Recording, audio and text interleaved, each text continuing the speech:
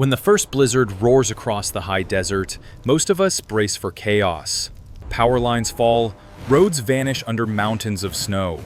The wind howls like a living creature, and suddenly, comfort becomes fragile.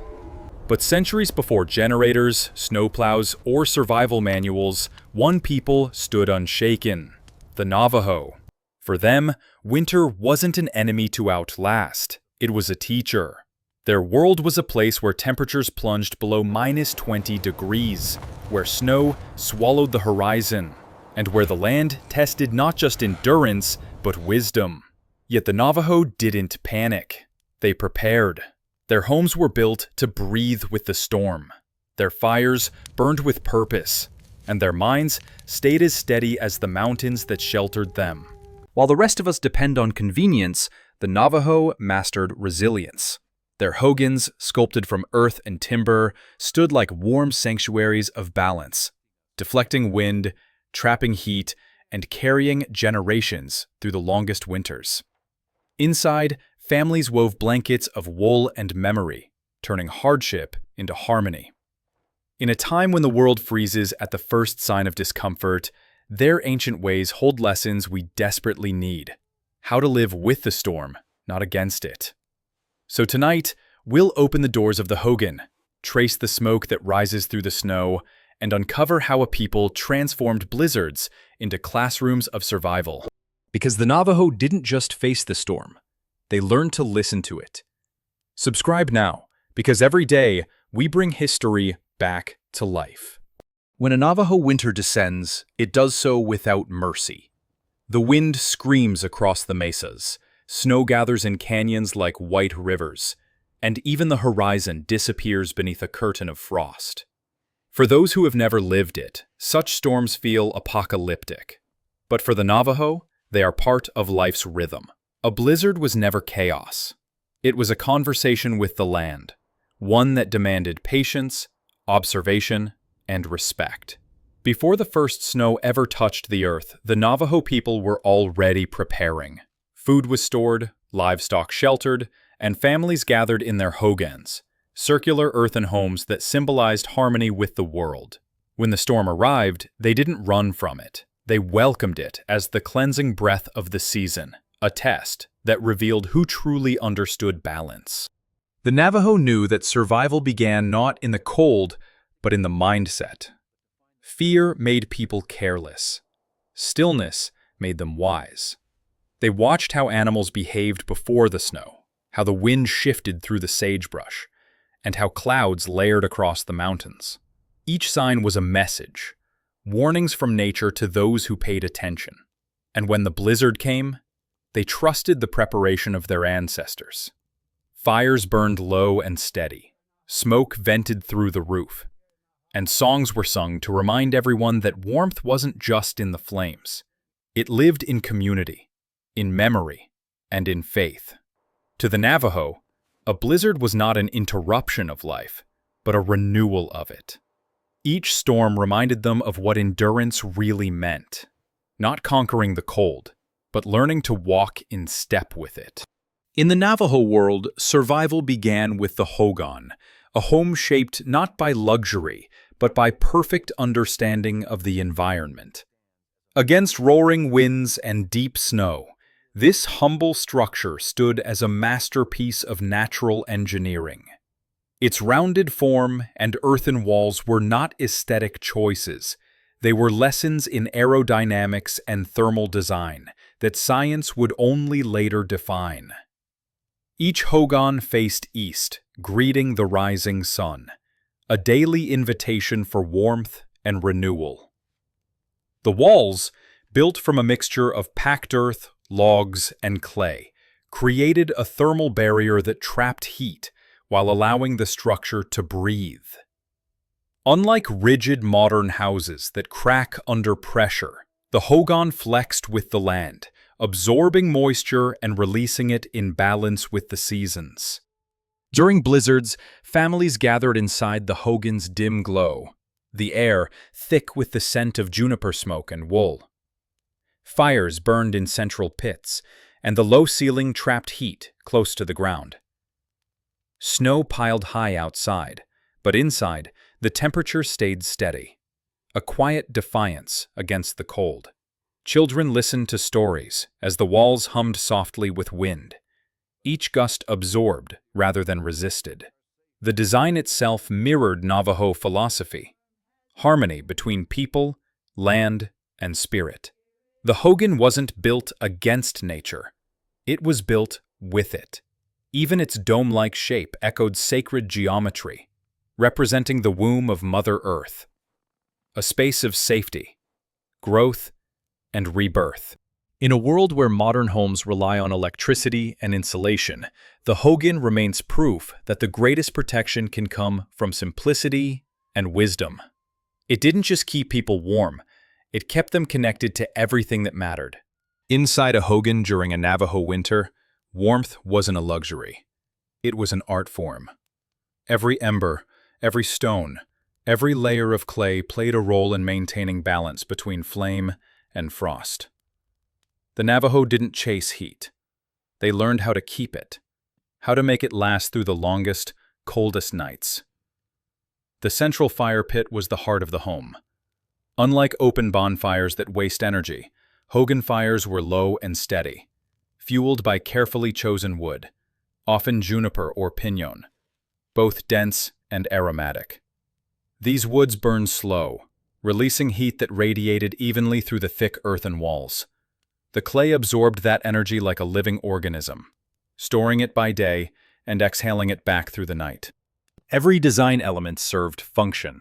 The smoke hole at the top of the Hogan was perfectly placed, allowing ventilation without releasing too much warmth.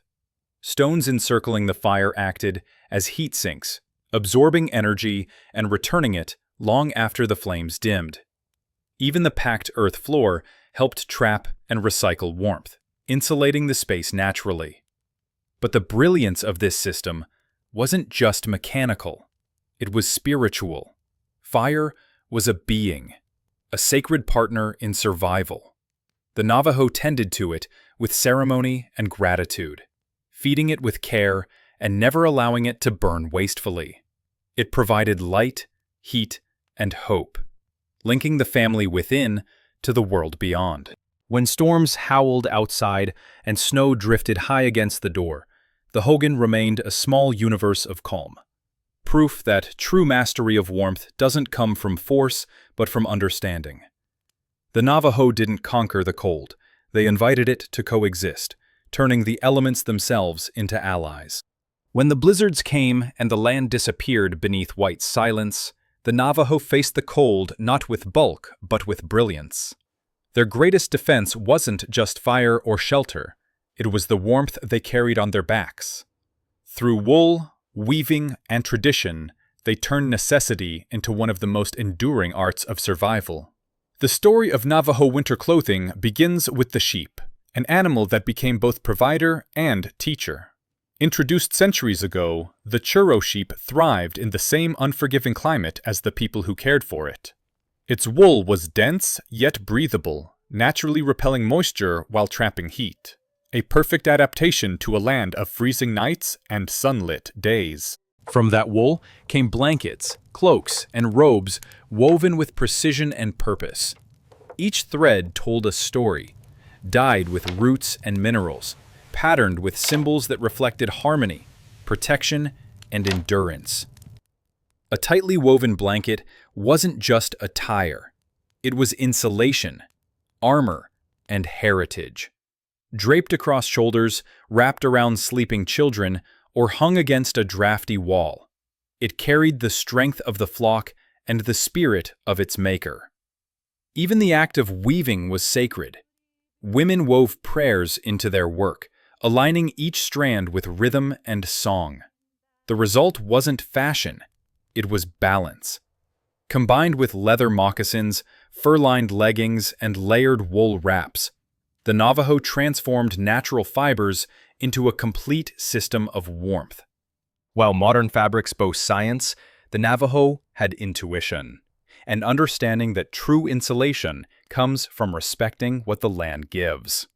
Each woven piece was a collaboration between human and earth, proof proof that survival can be both functional and beautiful.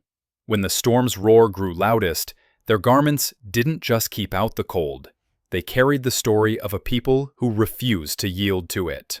When the blizzards closed in and the world vanished beneath ice in silence, the Navajo people did not panic.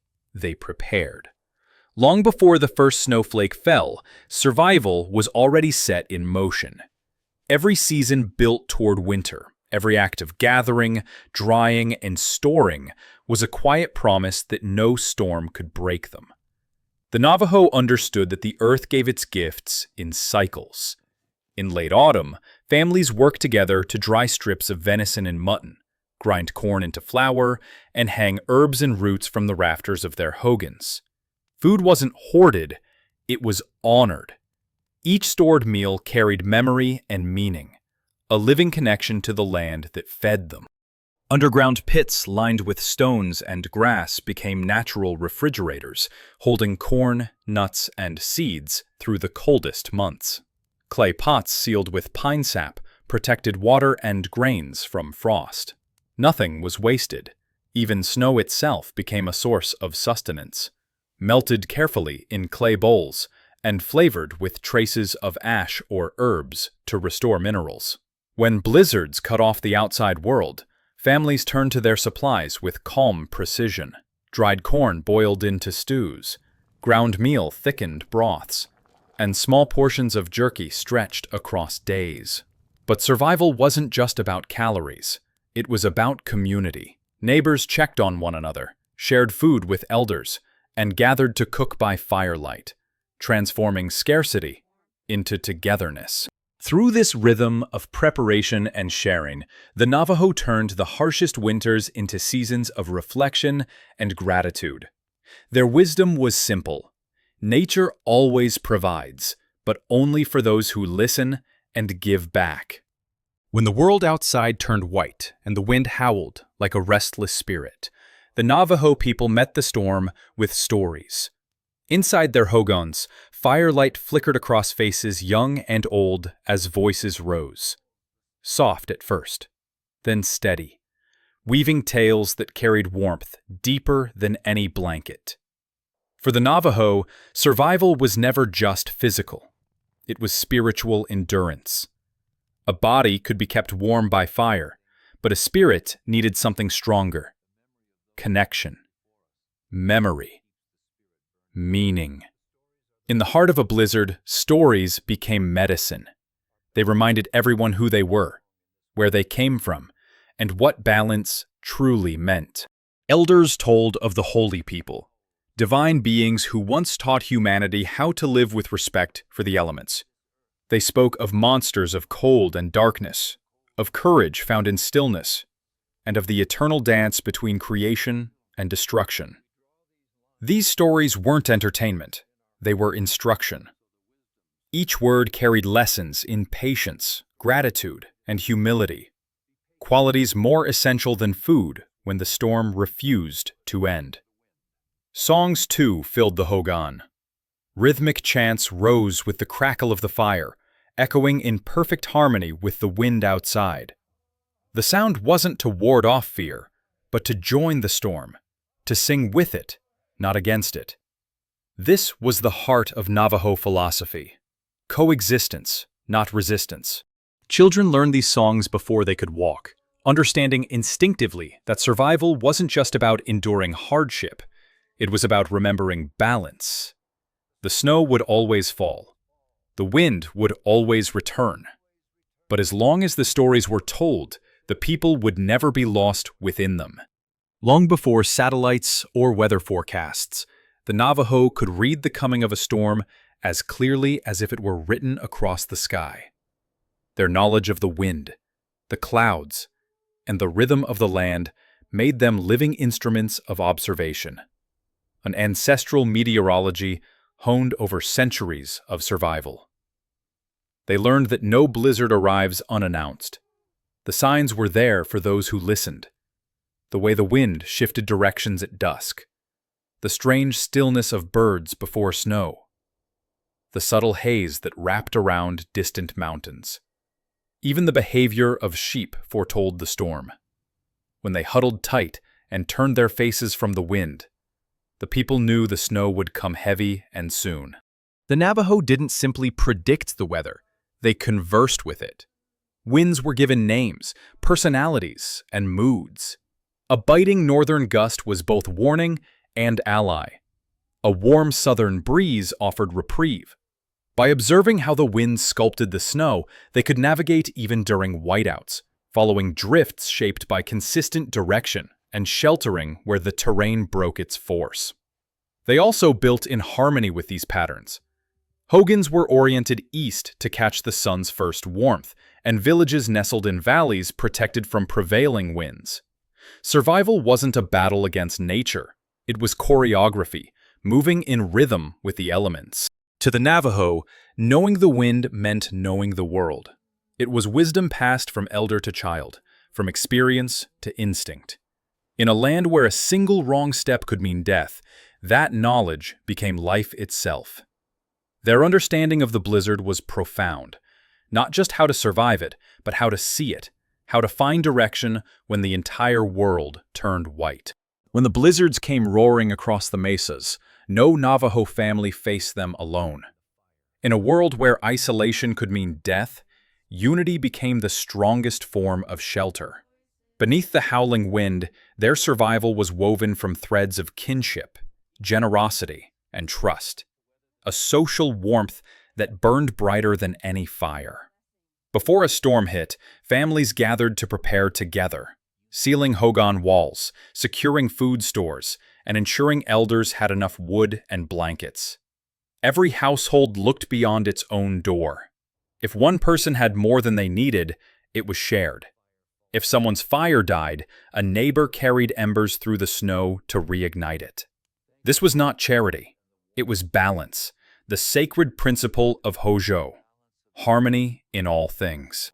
Inside, generations lived under one roof, each with a role. Elders guided with calm, their wisdom quieting fear. Adults managed livestock and repairs, while children tended small fires or listened to stories, lessons disguised as comfort. These shared routines created rhythm, turning chaos into order and fear into purpose. Even during the worst storms, the Hogan's small interior became a world of laughter, song, and cooperation. When food was scarce, stews were thinned and bowls filled equally. When the roof groaned under snow, many hands lifted it together. Through this unity, they transformed survival into ceremony, proof that strength isn't measured by isolation, but by connection. And when the storm finally passed, they emerged, not as individuals, but as one. A community renewed by the reminder that life, like warmth, only grows when shared. For the Navajo, the cold was never the true danger. It was forgetting one another that froze the spirit. Every storm that swept across Navajo land left more than snowdrifts behind. It left wisdom carved into memory. The people never saw blizzards as disasters. They saw them as teachers, each one offering lessons that shaped the soul of their culture. Over generations, that memory became their greatest inheritance. A map for endurance, drawn not on paper, but within the heart. From ancestors who faced winters without modern tools, the Navajo learned that resilience begins with observation. The world always speaks first, through wind, animal behavior, or the weight of the sky. Those who listen survive. Those who rush fall victim to their own noise. The Navajo listened. They waited. They adapted. That patience became their strength. They also learned that true endurance is never defiance. A tree that resists the storm breaks. One that bends survives. This truth guided every part of Navajo life, their architecture, their clothing, their food, even their spirituality. To live well meant to live in rhythm with the elements, not in opposition to them. Through centuries of hardship, drought, snow, isolation, they carried one unbroken thread: balance. Not dominance over nature, not escape from it, but harmony. In that harmony lay a quiet resilience that no storm could steal. Today, their stories remind us that survival is not an act of power. It's an act of respect. The snow, the wind, the silence, they were never enemies. Only reminders that the earth does not forgive arrogance, but rewards humility. The Navajo endured not because they conquered the cold, but because they remembered who they were within it. And that memory, passed from firelight to firelight, is what keeps their spirit alive long after the storm. The storms that once swept through Navajo country still whisper their lessons to us today. Not in words, but in reminders. In every snowstorm that cuts the power, in every cold night where silence feels endless, the wisdom of the Navajo echoes. Survival is not about fighting nature, but finding harmony within it. Their approach to winter wasn't survivalism. It was philosophy. The Hogan's rounded shape inspires today's eco-architecture. Their use of thermal mass and natural airflow mirrors modern passive heating systems. Their water conservation and food storage methods rival sustainability models in our so-called advanced world. What they built with clay and instinct, we now try to recreate with science and machines. Yet what stands out most is not their architecture or engineering, but their mindset. The Navajo faced blizzards without panic because they trusted in preparation, community, and patience. Values the modern world often forgets. In a society built on speed and consumption, their calm defiance of the storm feels revolutionary. To them, winter was a season of reflection, not resistance. It was a time to listen. To the wind, to the ancestors, and to one another. That's the wisdom the world needs most now. To pause, to observe, and to reconnect. Because the storms of today may not come as snow. They come as climate change, isolation, and imbalance. But the lesson remains the same. Strength doesn't come from control. It comes from respect. The Navajo way teaches us that warmth is not just fire. It's understanding. And if we learn from their patience, we too can face our own blizzards with grace, resilience, and balance. As the wind quiets and the snow settles, the land returns to stillness. And in that silence, the Navajo spirit endures. The storm that once threatened to erase them instead became their greatest teacher. Through blizzards and bitter winds, they discovered a truth the modern world too often forgets. That survival is not about defying nature, but about listening to it. Each fire lit within a Hogan was more than heat. It was a heartbeat. Each story told during the long nights was more than comfort. It was memory kept alive. Even now, those flames still burn across generations, reminding us that warmth begins not with flame, but with understanding.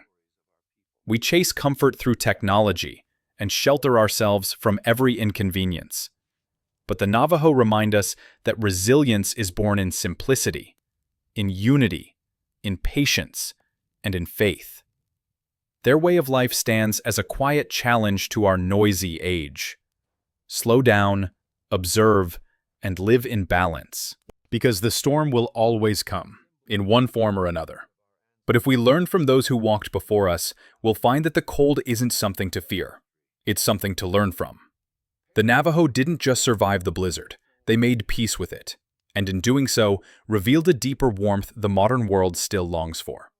If you believe ancient wisdom still has lessons for tomorrow, and if stories like this remind you what endurance truly means, subscribe now. Because every day, we bring history back to life, one forgotten survival story at a time.